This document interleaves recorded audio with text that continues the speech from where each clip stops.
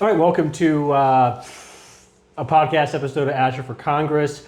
I'm running for Congress in Wisconsin's 4th District, and I'm out talking to normal people about issues that are affecting their everyday lives. And as well, so you could get to know me a little bit as a candidate. Here I am with Brandon Bushing. Brandon, would you like to introduce yourself? Yes, I would. I am Brandon, a fellow Milwaukee County resident, also Asher's humbling me, the host of the show.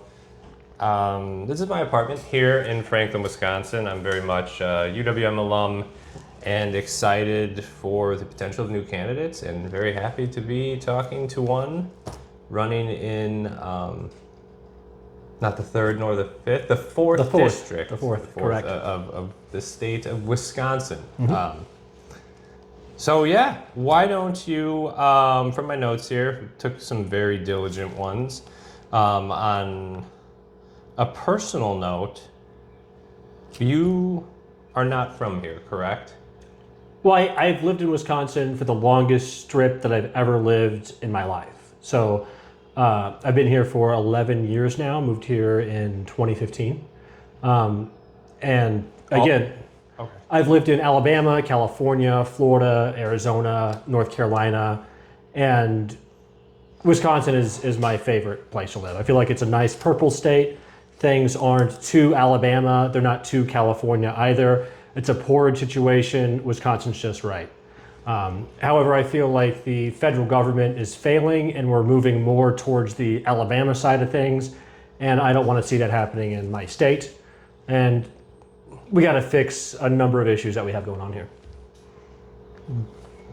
Being from a number of places across the United States, I know you've always lived in the same hemisphere, though, correct? Yes. Yeah, I lived in North America, north of the equator, longitude, latitude are these, yeah.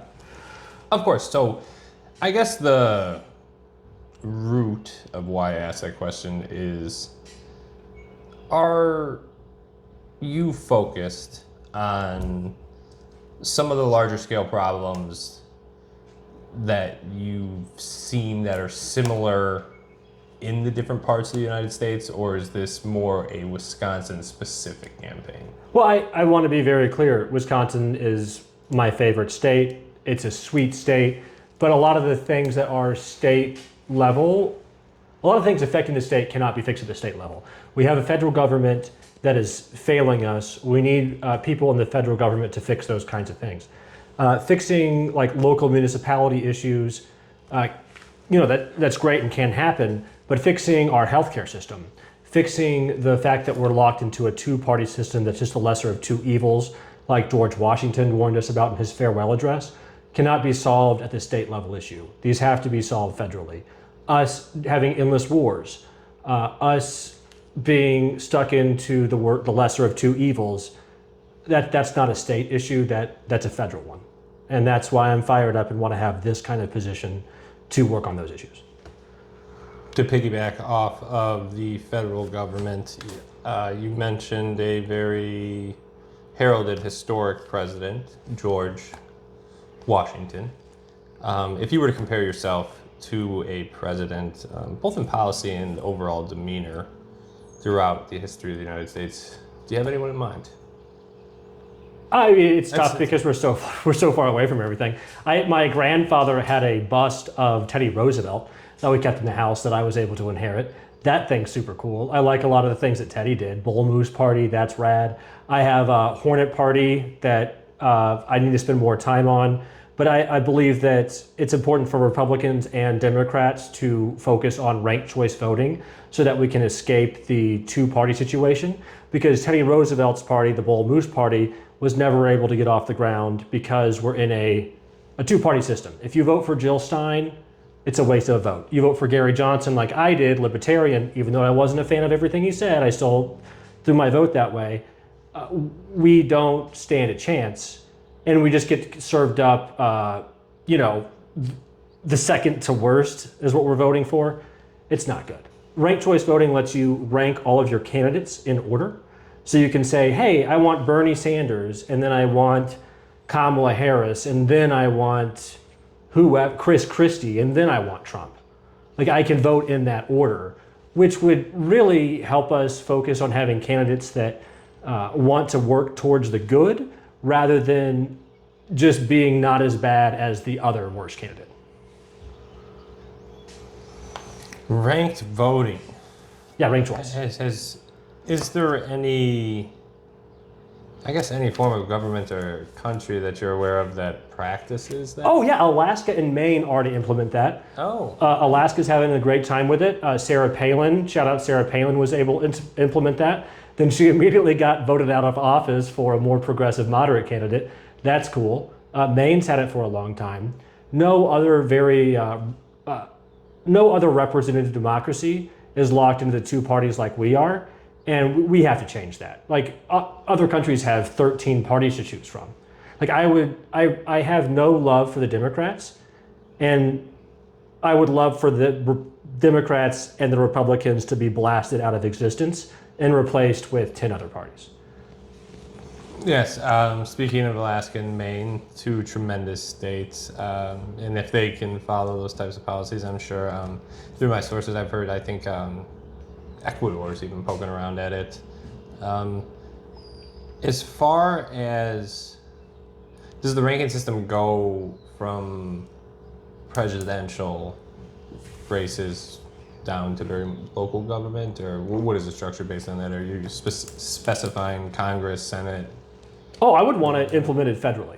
So at a federal level, you would be able to rank 10 candidates. You could rank however many you want. That's really, I'm fine with some gray area. Some people want to have 5 candidates. Some people want to have 10, whatever. As long as we can rank more than the 2 that we have right now, great. And it's a great system. You have, once the majority wins, that's how the election is decided. So like, let's say the first round is drafted. Everyone looks at the first candidate, and then let's say the first candidate only has 30% of the votes, the candidate in the lead. The least voted for candidate, the least popular, gets eliminated, and then whatever people had on their ballots, their next vote is selected.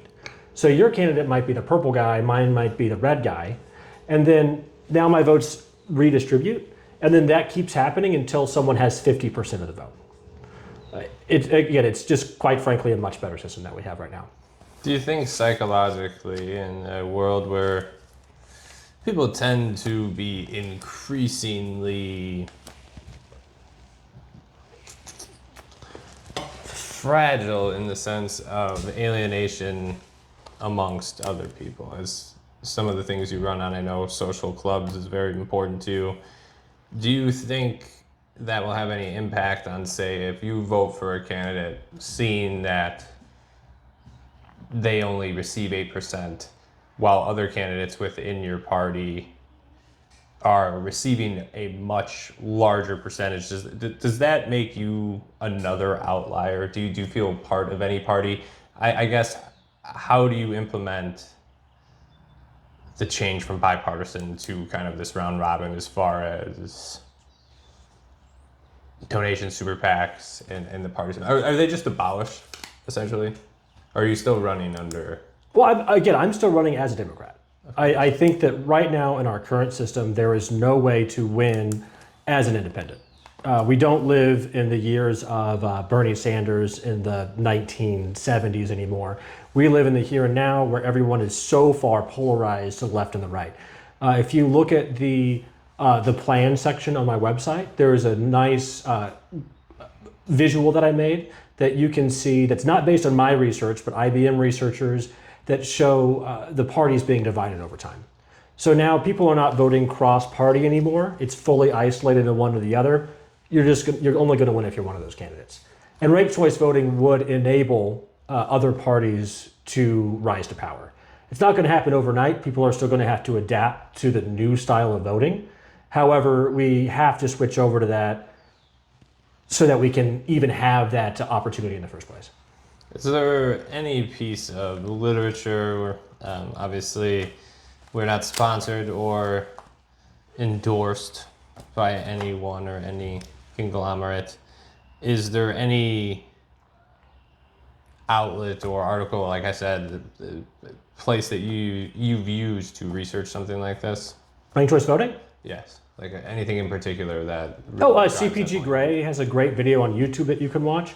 I made the website whatisrankedchoicevoting.com that you can go to, and it will play out simulations where you can see how the ballot works based on theoretical ballots cast, and you can see them redistribute. And it's nice because you can see other people have a chance at winning that aren't just the polarizing figures. Again, we need to work on candidates that have things to bring to the table, not just the other person is worse. I voted for Kamala Harris. I voted for the lesser of two evils. Kamala Harris did not bring major policies to the table. She wasn't behind Medicare for all. She did not want to go after corporations and monopolies. It was a very lackluster campaign that was focused in the abstract, which is incredibly frustrating as someone who wants to see significant change in their government. We don't need another 4 years of Joe Biden. That was a terrible presidency that just was the same old, same old. We didn't see significant wage growth. We didn't see housing come down, housing prices come down. And inflation, if people talk about how it was, brought down, it didn't, we don't talk about how inflation is also happens over time. Like food being at 2% inflation is still over 5 years is still radically outperforming wages. So we're still looking at now, $7.25 used to be able to buy you a pound of beef. Now beef's $5 a pound, eight bucks a pound. You used to be able to work for an hour and were guaranteed a pound of beef or 3 pounds of beef. Now minimum wage doesn't even get you that. How was George Bush the last one to raise the minimum wage? It's nuts. We don't have unions anymore. We don't have the minimum wage being increased. So we have to do something about that because right now it's just corporations run amok. Minimum wage specifically speaking to, I think in Wisconsin in particular, it's, I mean, I think It's $7.25 an hour here, $7.25 an hour. the federal minimum. In the median income, The median household income in Wisconsin is about 60 grand a year. 60 grand. And where does that put us? Oh, that's a good Nationally? question. I'm not sure nationally. Okay. Yeah, I mean, it put this. It's going to be ahead of the South, but it's not like we're not in New York, Of course. right? Or even Illinois to the south that has a little bit more there. I guess from the ranking system, and I'm actually very intrigued by it, and it would be interesting to see if you could get a large enough pool to accumulate the data just to run that election back, both in the primary and then obviously for the presidential candidate as well. How do you see that playing out with the divide? Because it seems specifically with both candidates, Biden and Trump, very large portions of their party were divided, but they were able to secure a large enough group that I feel aren't as similar as they think in a world where we attack every little nit and pick. How do you even manage to combat that in the short term? I mean, is it as simple as really getting behind a third person for an actual run at it? In the short term, we have to put our political differences aside and vote for whatever Republican or Democrat is willing to push for ranked choice voting. Because before we have ranked choice voting, we're only going to be voting for the lesser of two evils. Again, George Washington warned us about it in his farewell address. He said that the two-party systems are going to be taken over by a minority rule that's going to take control of the entire party, and now they're serving these small minorities within that faction. And those minorities now are just the billionaires. The billionaires own the Republicans, the billionaires own the Democrats. Both of them are taking massive donations from corporations. Gwen Moore, my candidate, to just $10,000 from Novo Nordisk. That I have $300. She just has $10,000 for them. How do we expect the government to critically look at Ozempic being rolled out everywhere if all of our politicians are accepting $10,000 from them? It's a joke. So we have to undo Citizens United, right? That's going to have to be a constitutional amendment. I have a constitutional amendment on my website, a Flesh, funding limited exclusively to sentient humans, that says only individuals are allowed to donate to campaign funds. No unions, no PACs, no corporations, only individuals, and with that $200 cap adjusted to consumer price index data each year. Before we do that, things are going to be rough. The way that we can fix our government is ranked choice voting and ending Citizens United. And again, we should go beyond Citizens United and include unions in that. Unions' dues should be for fees and things when the unions go on strike. It shouldn't be to give donations to one candidate or the other. They should be able to endorse whoever they like and just tell people that you should go out and vote for this guy. That's who the union endorses. But the union shouldn't be giving the money. I know that's controversial to some Democrats, but again, we should have our funding limited exclusively to sentient humans. How much roughly are they taking from donations? Like Whitmore had like $600,000. $600,000 in one campaign year? That's crazy. And just to back up too, George Washington turned down being appointed essentially king of America. Yeah, George Washington's a badass. Yeah. And we have very much king in place. With Gwen Moore, speaking a little bit more upon her, is there anything positive you'd like to say? I think when I emailed her about ranked choice voting, and then that email was ignored, and then I showed up to a town hall where I talked about ranked choice voting. Well, I shouldn't say I talked about it. She had us all write down our questions that she selectively answered. She first talked about voter fraud when it came to my question, which is not related to ranked choice voting. And then she pointed out how it was poison for the Democratic Party. I think her saying that was very useful for me to understand that she puts her party above the country, and that if I could poison the Democrats and Republicans and take both of them out, that would be great. So she was able to confirm that the parties fear ranked choice voting, which makes me even more about it. Where was the town hall held? One of the high schools. I have it on video, so that's fine. Do they serve any snacks? No. Actually, they may have. I think they did actually serve some snacks. It was ran very well. Was it a big turnout? I mean, large enough. You would hope that more people were active and engaged, but, A couple of people are there for social media purposes. Sure. Self-gain. There's a lot of that going on, at the rallies. Sure. I mean, I was there to some extent to have an actual answer about things that I was contacting her about that were just going unsolved. Did you wear a T-shirt with a message? I should have a giant sign. Here, let me check. You got it on TV. Let me check to make sure it's still recording. Oh, it is. We're at 19 minutes.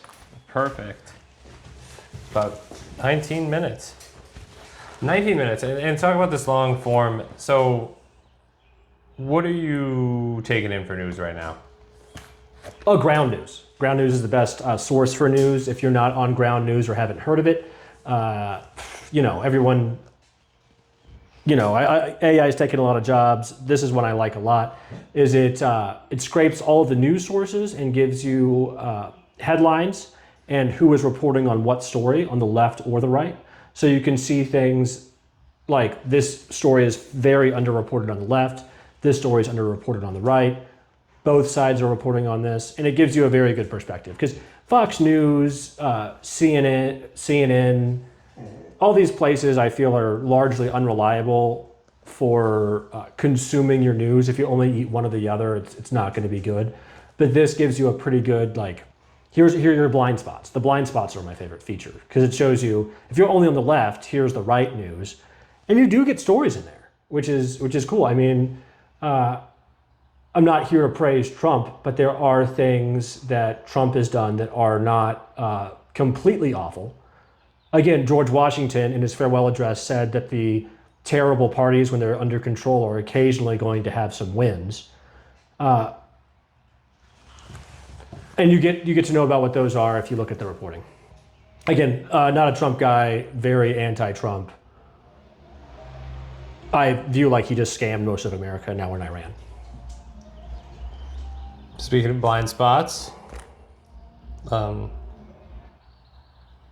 it's recently come out in the news that the writers of Game of Thrones season 7 were in fact blind.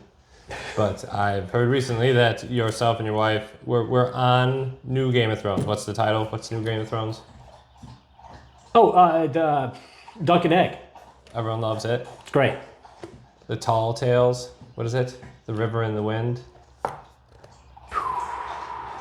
The wind beneath my wings. It's from Beaches. Anything else? Anything else you... Actually, very good topic that I read about. This is a fact. So just to prefix this for people at home, you mentioned you lived in the South, correct? Right. Where in particular? Alabama. I lived over in Gunnersville. Gunnersville, Alabama. Yep. Spent a good, formidable amount of time in his youth there. And father, what was his occupation? Oh, evangelical, spirit-filled, tongue-talking pastor. All right. I was raised growing up for a large percent of my life believing that Obama was the Antichrist. I do worry about the religious extremists that are taking control of our government. Trump reading the Bible is crazy pandering. Everyone's upset about the Trump as an AI figure curing the sick. And it's shocking to me that people are mad over that and not at him selling Bibles, signed autographed Bibles for $1,000 a pop. Jesus whipped people that were doing that outside of the temples. It's crazy, and it just, his approval ratings were high, so no one was mad at it. But now that his approval ratings dropped and he released one AI image, everyone's mad. He's selling autographed Bibles. Like, I don't know. If I had $1,000, I would have bought one. I did buy one that has like the day God intervened with his name on the top of it before it even says Holy Bible. I did buy one of those for $40. It's hilarious. Love having that in the collection. So, I think it's well documented.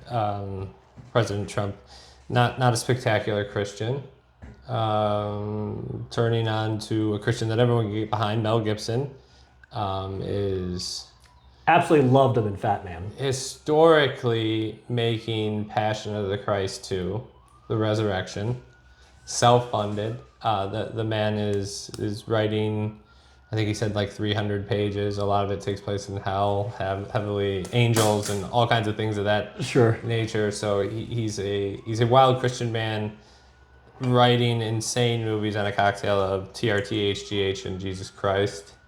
Right. Is it a must-see if he's funding it? Which means he's just going to get Final Cut. I feel bad. I haven't even seen the first Passion. Oh my goodness. Yeah. I did watch Jesus Christ Superstar for the first time, 1973. Musical adapted the film. Fantastic movie. And I plan on watching Godspell for the first time with my parents next time I see them. So another Christian story of Jesus musical, also released in 1973. I mean, tremendous film. I mean, falls a bit short of the true heights of Christian cinema. One and only Kirk Cameron. Haven't heard from him in a while. Still a force, I think, amongst the... Left Behind, classic. 2? Oh, 2 and 3. 3's questionable. Sure. Very much. Whoever the actor was that played Nikolai Carpathia did a fantastic job. It had great Antichrist vibes. Again, it was weird in my mind because again, it was Obama the whole time. Like I'd go on walks with my parents and just talk about how Obama was really cool, and that is just how the Antichrist is going to be, and we have to be very cautious. Not a guarantee that Obama was the Antichrist, just maybe, probably, but we can't be sure.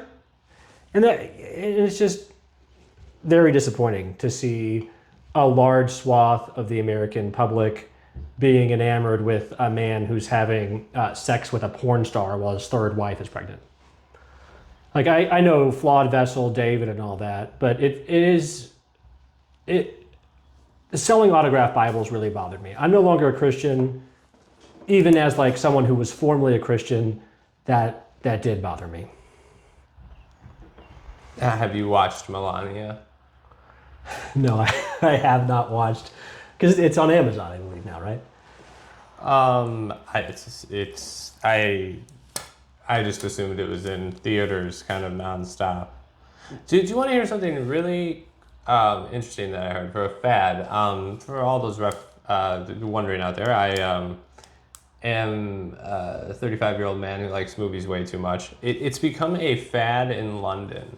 This is a real story. I was listening to someone that wrote the podcast, this new Big Picture. Shout out Sean Fennessy, used to write for GQ and stuff. Visiting London, Interstellar is played at a IMAX theater there, like in Wembley. Great movie. And it's played like on the weekends for like college age kids, like go out after the bars closed and go to like 2 a.m. Interstellar showings in IMAX. And they're like straight up sold out on Friday and Saturday night. Sure. You're very jealous that you weren't able to live at the prime time of that culture. How many times I mean, like, you know, that's just pretty much like... Sorry, Brandon, I'm not going to watch Interstellar for the 4th time in a row this weekend. It's in IMAX, though. Right. I will say, if you ever get a chance to go to IMAX, Dune 2 was absolutely something very incredible. Big movie guy. I have not seen Super Mario yet. Oh yeah, once it's out in my kids are 4 and 2. They're not quite old enough to handle a movie theater experience yet. But the Mario movie, fantastic. Also, who doesn't like Charlie Day saying his favorite Luigi is Mangione? Hilarious. It's a very sad state in America where we have someone murdered and half of America is like, oh hell yeah. And I mean, my kids were each $7,000 to be born. Every time I go to the hospital, or just for a check-in, my doctor talks about my heart rate being too high and my blood pressure being high. But I'm unable to know if that is just because of my fear of medical bills that shoot my heart rate up much above resting, or if that's because where I'm at. And she talked about, my doctor talked about how they stopped wearing lab coats because people were nervous over the lab coats. And I just wanted to yell, it has nothing to do with the lab coats. It's because I'm here in a position where if I have to go fulfill my prescription or get a bill, I may as well spin the wheel to see how much everything costs. It's atrocious. And other countries don't have to deal with that at all. Just to pivot, that's my stance on the Luigi thing. It's sad that it happened. Brian Thompson, shout out, but also like their company denies more claims than any other healthcare provider. And I mean, look at our GoFundMes. Our GoFundMe is a national disgrace where you just browse and it's sad. So for the people that say he's a hero and he's a good guy and Luigi clearly couldn't have done it, he was hanging out with me that weekend, I can resonate with those people. Here's a clip of me in a bee outfit complaining to Joe Biden about healthcare costs. I can just put that on screen. We got to do something about it. And electing the same people over and over and over in office isn't going to do anything about it. Whitmore's 75 years old now. We just had a guy 88 years old that died. Like, he's 88? We have 88-year-old Congress people? It's stupid. 88 is far too old. Yeah, I mean, it is just kind of the old regime holding on for one last thing. I mean, when we're exclusively voting between men and women in their 70s, and you know, it's I don't want to hear that the vice presidents have been substantially younger and either one of them were actual viable candidates to be president for their party. Right. We're like, oh, well, the president's probably going to die, so how good's the VP? That shouldn't be the main discussion point. You know? Yeah. Yeah. Yeah. And I mean, I think J.D. Vance has publicly said he's not going to run, so. Well, he has the same problem Kamala does. Like no one's happy with Trump now at the end of his 4 terms, just like how nobody was really happy with Biden. In fact, Biden had higher approval ratings most of the time than over Trump right now. Vance hasn't seen a chance. He called him, compared him to Hitler, and then said, "I'll be this guy's VP," and now he's reaping the consequences. Sorry, JD. Well, not sorry. Fix healthcare. Fix healthcare. JD's changed his name 4 times. All right. On that note, I think you've heard us yapping enough. Thank you for tuning in. I know this is kind of informal, but I really appreciate taking the time to watch this thing. I know we're not as entertaining as a Tim Dillon character. Shout out Tim Dillon, Asher Smale, friend of the show. But we do what we can. Appreciate it. Yeah, check out if you're feeling in a whimsical mood and you want to feel good about things and times are tough and political views, I recommend everyone watch the movie Life of Chuck. It's directed by Mike Flanagan. He does typically like horror movies, but it's very much a movie about like what's the purpose of everything in life, and it finds a very nice way to do it. And by that I mean Tom Hiddleston in a very handsome suit dancing around the city as Mark Hamill narrates, and it's a beautiful little picture, and I think everyone should check it out. All right. Life of Chuck, ranked choice voting. Have a good one.